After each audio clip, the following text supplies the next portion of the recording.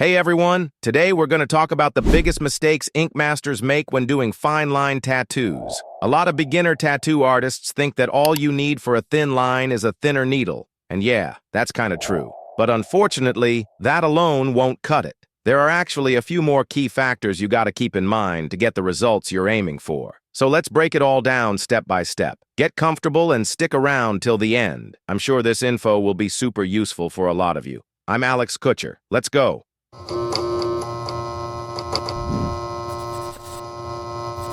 All right, the first and biggest mistake you can make, jumping into fine line work without enough experience. What I mean is, if your skill level isn't quite there yet, you're setting yourself up for trouble. And to be honest, this doesn't just apply to fine lines, it goes for any tattooing style. Before you take on a new technique, you should get plenty of practice on fake skin and start with smaller pieces. Why? Because the thinner the line, the higher the chance of blots, which can seriously mess up your work. Now, if you do get a blot, don't freak out. Some of it can be fixed during a touch-up session, but that's a whole other topic for another video. For now, let's break down what a blot actually is. There are two types. The natural kind, which happens over time just because the pigment is sitting in the dermis. Basically, ink spreads out a little as the skin ages, which is why tattoos can look slightly softer around the edges over the years. That's totally normal. The bad kind, which looks uneven and messy, like a random ink blob. This usually happens when the artist goes too deep into the skin or tilts the needle too much, causing the ink to spread out in an ugly way.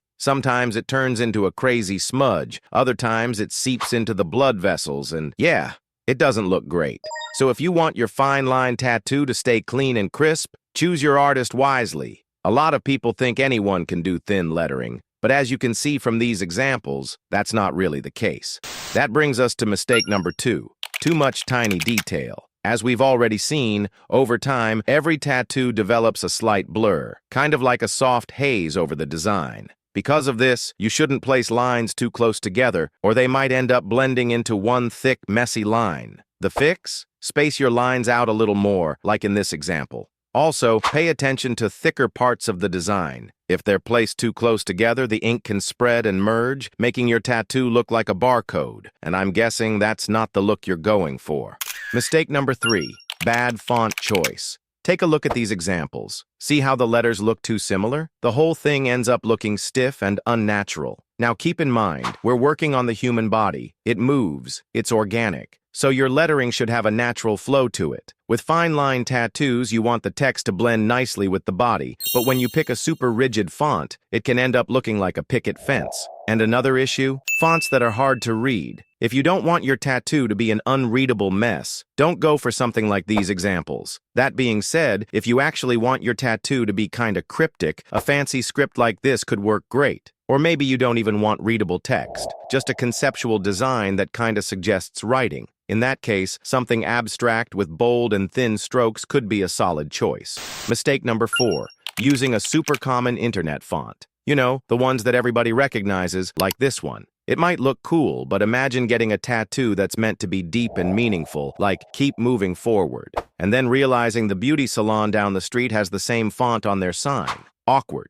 So, if you want something truly unique, hire a calligrapher to create a custom design. That's next level. And another thing, avoid those bouncy or shaky-looking fonts. They might seem stylish in a digital design, but once they're tattooed, they can end up looking like the artist had a shaky hand, or was a little drunk while working. And let's be real, that's probably not the vibe you're going for.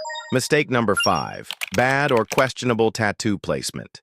You know what the most popular spot is for small, thin lettering tattoos? The wrist. But here's the thing. If the font is too small, it can end up looking way too faint, like in these photos. And guess what most people will think when they see that? That you've got scars from self-harm. Yeah, probably not what you were going for. Another common mistake? Illogical placement. Check out this example. The tattoo is upside down. Why? Most likely because the client really wanted that decorative swirl on this side, and, well, they didn't care that it ended up flipped. Personally, I think it looks kinda weird, but hey, maybe they love it. So when you're getting a lettering tattoo, think about how it'll look not just to you, but to others as well. And yeah, I know, some people will say, I'm getting this tattoo for myself. That's totally fine. Just keep in mind that if you go for a weird placement, you'll spend the rest of your life answering the same annoying questions about it. By the way, how do you think here when you write the inscription as better to write to yourself or from yourself? Write in the comments as you think, because many tattoo artists think that it is necessary to write like this when here is the top and here is the bottom when you are standing and your hands are down, but you do for yourself. And finally, if your tattoo doesn't follow your body's natural anatomy, it can throw off your whole look. Some placements might look fine in a still photo, but once you start moving, the design could warp and look totally unnatural. Take these examples. On a static image, they seem okay, but in motion, that lettering is gonna bend and curve in weird ways. At the end of the day, tattoos should feel like a natural part of your body. They're an extension of who you are. And yeah, some people will say,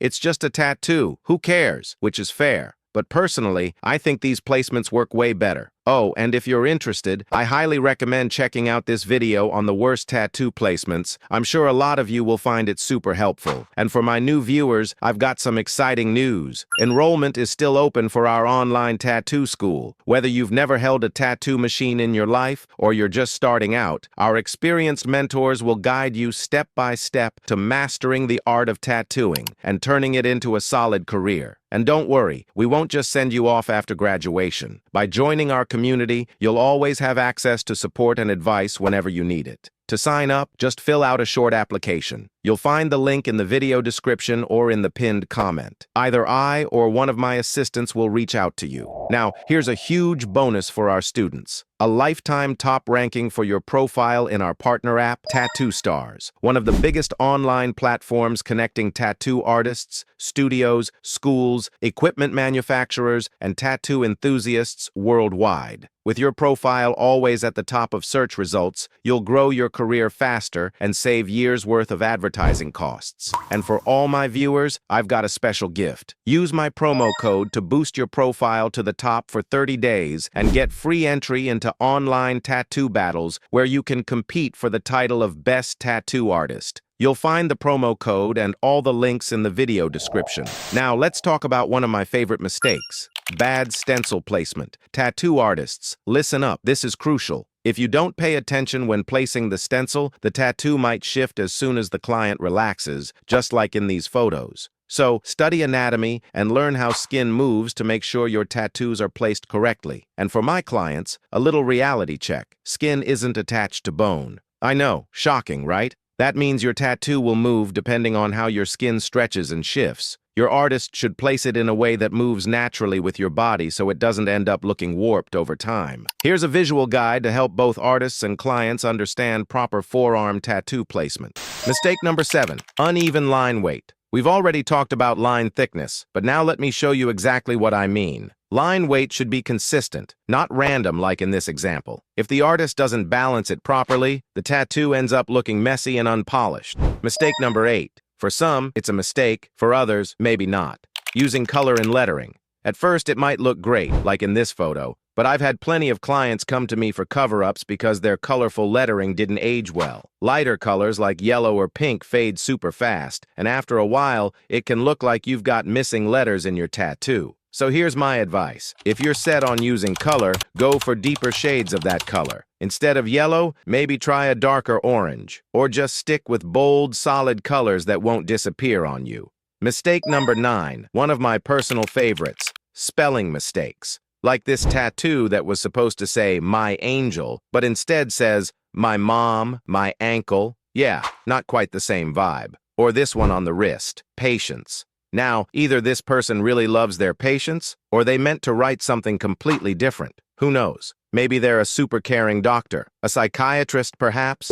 If you're getting a tattoo in a foreign language, double-check the translation with an actual linguist. Please don't rely on Google Translate. It's not the most reliable source for permanent body art, and if you're getting dates tattooed, triple-check them. Your artist might be able to help with spelling, but if you mess up a date, there's no fixing that. Imagine getting your kid's birth date wrong. Please, don't do that. And finally, mistake number 10, getting fine line tattoos in high friction areas. The thinner and more delicate the tattoo, the faster it's going to fade, especially in places where the skin gets a lot of wear and tear. Take a look at these examples. Foot tattoos, for instance. The lower part of this lettering has completely disappeared over time, and no matter how many times you try to touch it up, it's probably not going to last. So, choose your tattoo placement wisely, pick a good font, proofread your text, and most importantly, find an experienced artist. That's it for today. If you liked the video, hit that like button and subscribe so you don't miss the next episode. See you next week. Peace.